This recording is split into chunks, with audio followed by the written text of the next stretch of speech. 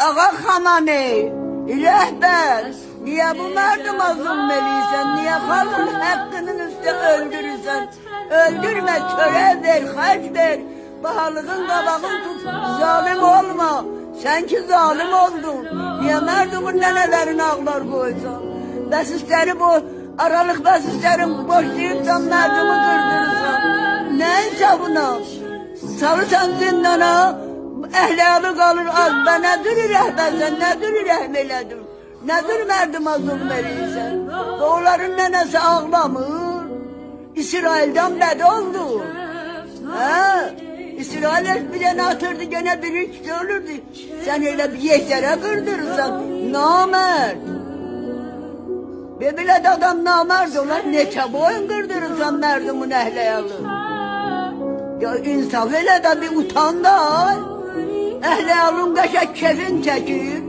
merdumun kız gelini avara darada işleyir, bitki ehliyalına töre tıkadı.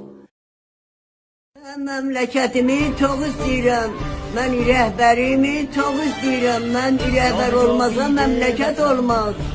Ben bir şey de demişəm, erkütün demişəm, iştiba eləmişəm, beni bağışlıyor. Besizimize de kömək eləsin, subhamıza da.